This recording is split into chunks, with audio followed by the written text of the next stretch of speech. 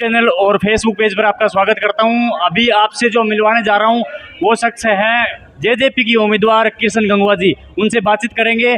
56 सालों का जो एक गढ़ के रूप में चौधरी भजनलाल का यहाँ से कहीं न कहीं दायित्व रहा है, जज्बा रहा है, यहाँ से वो लगातार जीत कर सामने आते रहे हैं। उनके परिवार को किस प्रकार से चैलेंज कर पाएंगे जेजेपी की उम्मीदवार कृष्ण गंगवा जी। सबसे पहले नया हरियाणा यूट्यूब चैनल और फेसबुक पेज पर आपका स्वागत करता हूँ जी। बहुत बहुत धन्यवाद भाई साहब, आपका और आपकी पूरे सब्सक्राइब का दिल की गहराई से बहुत बहुत धन्यवाद कि आपने आज यहाँ पहुँचकर जो हमें मान सम्मान जो प्रेम आपने दिया है उसके लिए हम आपका धन्यवाद करते हैं। कृष्ण जी, जैसे ही आपका नाम सामने आया है, मेरी कई दूसरी पार्टियों के जो प्रत्याशी थे उनसे भी मैंने इंटरव्यू कर चुका हूँ। उनसे स्पष्ट बात निकल करके आई है कि जी कृष्ण जी तो बाहर के उम्मीदवार है, ये तो इन जितने गांव है 55, 52, 56 जितने भी है उनमें है ही नहीं। कहीं न कहीं एक बाहरी होने का आपके ऊपर आरोप लगा रहे हैं। अभी थोड़ी देर पहले आम आदमी पार्टी के प्रत्याशी यही कह रहे थे। नहीं, ऐसा नहीं है कि हम जो बाहर के हैं। मैं पिछली 5 साल से जननायक जनता पार्टी जब से बनी है आदमपुर में लगातार काम कर रहा हूँ। मैं आदमपुर का लगातार प्रभारी रहा हूँ। जब भी पार्टी का जो किसी प्रकार का जो प्रोग्राम हो प्रभारी रहा हूँ लगातार। और आदमपुर से तो हम दूर हैं ही नहीं, क्योंकि हमारा जो जी पहले जब परिसीमन से पहले आदमपुर था तो आदमपुर मंगाली तक था। तो आदमपुर हमारे लिए नया थोड़ी है कि हर गांव में, हर गांव से हर घर तक परिचित हम। तो नया तो जब कह सकते हैं कि हम अम्बाड़ा में जाएं, ये तो हमारा घर है आदमपुर, तो हम दूसरे तो हो ही नहीं सकते। जेजेपी पार्टी जब उभर करके सामने आई थी, जब निकल करके सामने आई, इनके अच्छे खासे विधायक बने, मंत्री बने। इन्होंने एक वादा किया था 6,000 रुपये बुढ़ापा पेंशन का। 5 साढ़े 4 साल सत्ता में रहे, वो तो कर नहीं पाए। अब दोबारा से जो है वो क्या संकल्प पत्र आप लेकर के आए हैं कि सरकार बनी तो क्या करें? सबसे पहले प्राथमिकता के तौर पर आपके कौन कौन से कार्य होंगे? आपके सामने जल्द ही जो संकल्प पत्र है वो जारी हो जाएगा। जारी होने के बाद जो होगा आपके सामने होगा। और जो रही बात जो पहले की, अगर जो पूर्ण सरकार, पहले जो 10 विधायक थे, अगर पूर्ण सरकार होती तो जो वादे लगभग जो वादे किए थे 85% पूरे करे। एक जो पेंशन का था वो अगर पूर्ण सरकार बनेगी तो पहली कलम से 5100 रुपये करने का। आज 6 महीने हो गए, हम गठबंधन से जो बाहर थे किसी ने 1 रुपया भी बढ़ाया। ये तो दुष्यंत जी थे कि हर थोड़ा थोड़ा टाइम पे आज बढ़वा दिया। अगर देताऊ देवीलाल जी ने 100 रुपये पेंशन की थी, भाई दुष्यंत चौटाला जी ने आज उस पेंशन को 3,000 रुपये करवाने का काम किया। यहाँ जिस मैदान में आप उतरे हो उस मैदान से मैं बात कर रहा हूँ। कुलदीप जी ठोक बजा करके कह रहे हैं 56 साल से मेरा पारिवारिक वजूद यहाँ रहा है, कोई नहीं तोड़ पाया। बंसीलाल जी आए थे, देवीलाल जी आए थे, भूपेंद्र सिंह हुड्डा आए हैं। आज आप आ रहे हो, कहते हैं आया राम गया राम। मैं कोई एक बार आता है इलेक्शन लेकर के लड़ने के बाद दोबारा यहाँ मुँह नहीं दिखाता, चला जाता है, हिम्मत नहीं करता। मतलब आप जो है यहाँ आ रहे हैं, किस प्रकार से लोगों का माहौल है, क्या लग रहा है आपको? ये गढ़ तोड़ पाने में आप कामयाब रह पाएंगे या कहीं न कहीं चुनौती दे पाएंगे कुलदीप बिश्नोई के परिवार को यहाँ से? मैं पहले तो आप भाई को बता दूं कि हम यूँ भी आया राम गया राम नहीं है।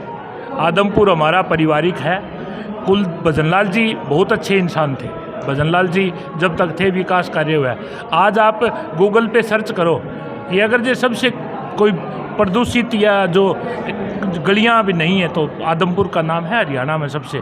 ये किसने किया? 56 साल में भजनलाल जी ने जब तक तो किया। आप 20 साल से कुलदीप जी भव्य जी यहाँ से विधायक है, क्या किया है? आप बढ़ के देखो, गोड्डा गोड्डा तक तो कादा पड़े है आदमपुर में। आदमपुर जो शहर है आप देख के आए होंगे, आप दिखाओ आपके चैनल के माध्यम से कि विधायक जी आप यो आपका विकास यो राजी, यो विकास वो उपन रहा है विकास। ये जो कार्य चल रहे हैं उनको कुलदीप जी तो कह रहे हैं मेरा 800 करोड़ का कार्य चल रहा है। इसमें कहीं न कहीं विपक्षी पार्टी को मुद्दा ना बना करके ये कहा जाए कि ये काम जो है वो कहीं के सुचारू रूप से स्टार्ट हो गया, चल रहा है, स्टार्टअप है काम का। 800 करोड़ रुपए का विकास है ना। 800 करोड़ में 800 करोड़ रुपए कितनी बड़ी रकम है? आप देखो, सोच के देखो। 800 रुपये का विकास कार्य होता तो आज मंडी में तो यूँ हो रहा है कि पिछले 10 साल से कोई विकास छोड़ 4 ईंट नहीं लगी हो। दिखा दो आप आपके चैनल के माध्यम से कह रहा हूँ कि आप बता दो एक करदा आज सिविल हॉस्पिटल का नहीं है। आप कोई प्रॉपर और किसी प्रकार का जो आमजन की जो समस्याएं हैं एक भी पूरा नहीं कर रहे। वोट आते हैं जब तो परिवार है, परिवार याद आ जाता है। परिवार वोट लेने के बाद जब आप विधायक बन जाते हो फिर कहाँ जाता है वो परिवार, फिर तो ये बिश्नोई का कल एक बयान आया था कि बाकी की दूसरी पार्टी जितनी भी पार्टी है वो 2 नंबर की लड़ाई लड़ रही है कि सेकंड नंबर पे कौन सी पार्टी रहे। आप इसके जवाब में क्या कहना चाहेंगे? आपकी जो जेजेपी पार्टी है यहाँ से वो इसकी किस पार्टी के साथ में फाइट है आपकी, किसके साथ में? हमारी किसी के साथ फाइट नहीं है। हम चुनाव के लिए चुनाव लड़ रही है जननायक जनता पार्टी, और जननायक जनता पार्टी का यहाँ से विधायक बनेगा। और भव्य जी जो पीछे जो उपचुनाव था, उपचुनाव के बाद यूँ कुलदीप जी खुद नहीं लड़े चुनाव। कुलदीप पता था, भव्य जी को आगे कर दिया कि जो लोग जो गांव में आप जाओगे विकास कार्य की, आप जो कह रहे हो विकास कार्य करे हैं, गांव में जाओगे पूछ लेते लोग भाई विकास कार्य है जी, दिखा दो जी विकास कार्य, बोर्ड छपवाने जी 800 करोड़ के विकास कार्य हो जाएंगे। कहाँ एक आदमपुर में सिर्फ एक आप देखो जो इस पे जाखोद चूड़ी वाले रोड पे जो पुल है, दड़ोली वाली पुल पे दुष्यंत जी ने बनवाने का काम किया है।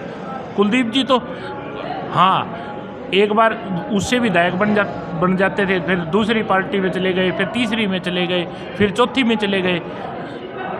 आज अगर जो कोई इशार को कोई मुख्यमंत्री कोई दे सकता है तो भाई दुष्यंत चौटाला ही दे सकते हैं। आज पहले तो कहते थे कि मैं मुख्यमंत्री के लिए चुनाव लड़ रहा हूँ, मुख्यमंत्री के लिए चुनाव लड़ रहा हूँ। आज तो मुख्यमंत्री का नाम ही नहीं ले रहे। मुख्यमंत्री आपको लगता है कि मुख्यमंत्री बनेंगे? बन सकते हैं। अभी तो जो जिनके जो 90 लाइन में जो भजनलाल जी थे, जब मुख्यमंत्री थे भजनलाल जी थे, नेता थे भजनलाल जी।